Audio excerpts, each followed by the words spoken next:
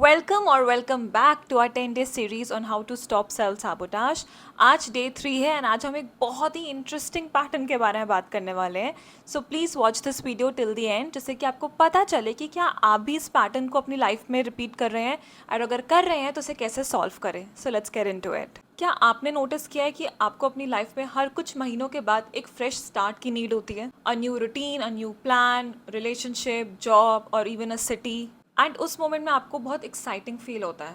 आपको लगता है this time things will change, but कुछ टाइम बाद you feel the same again, restless, unsatisfied, stuck. तो आप अज्यूम कर लेते हो कि आपको एक और रीसेट की नीड है एंड इसी तरह आप पैटर्न्स में घूमते रहते हो और इसको बोलते हैं अपरूटिंग पैटर्न ऑफ सेल्फ साबोटाज। कभी भी अपने आप को ग्रो नहीं होने देते, हमेशा अपने आप को इनिशियल स्टेज में ही रखते हो। See you need to understand that you are not craving for a new life, you are craving for relief from boredom, from loneliness, from failure, from facing what hurts.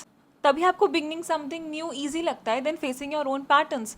क्योंकि जो beginnings होती है ना वो बहुत क्लीन होती है, उसमें कोई मिस्टेक्स नहीं होती, उसमें आपका कोई ओल्ड सेल्फ नहीं अभी तक आया होता, कोई फेल्ड प्रोमिसेस नहीं है। बट जैसे ही वो एक्साइटमेंट फेड होती है ना, आप फिर से खुद से मिलते हो।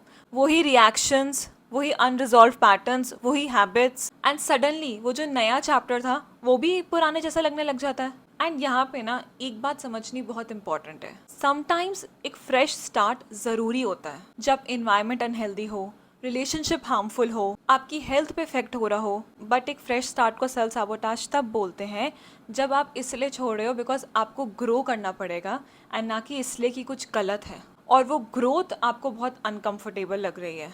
That's why escaping it feels more exciting to you. तो अगर आप रिलेट कर सकते हो इससे, तो अपने नेक्स्ट बिग रीसेट से पहले अपने आप से पूछो, क्या मैं इसलिए छोड़ रही हूँ क्योंकि कुछ हार्मफुल है, या मैं इसलिए छोड़ रही हूँ क्योंकि जो अभी मेरा ये प्रेजेंट वर्जन है ना, ये चैलेंज्ड हो रहा है, इससे ग्रोथ डिमांड की जा रही है। एंड वो एक क्वेश्चन आपके सालों बचा सकता है। बिकॉज एक डिसीजन ना सेल्फ रिस्पेक्ट से आता है और एक डिसीजन फियर से आता है। एंड जब तक आप ये समझोगे ही नहीं कि आप वो डिसीजन किस चीज़ से ले रहे हो, तब तक आप जहाँ भी जाओगे ना उसे बार बार अपने सामने देखोगे एंड लाइफ में आगे बढ़ने की जगह ना सर्कल ही करते रह जाओगे in new beginnings, in fresh start. And फिर बहुत सालों बाद आप रियलाइज़ करोगे आप वहीं पे हो जहाँ से आपने शुरू किया था। तो अगर आपको ये वीडियो अच्छी लगी हो तो please hit like and please subscribe अगर आप सीरियस हो अपनी हीलिंग और सेल्फ ग्रोथ की जर्नी के लिए।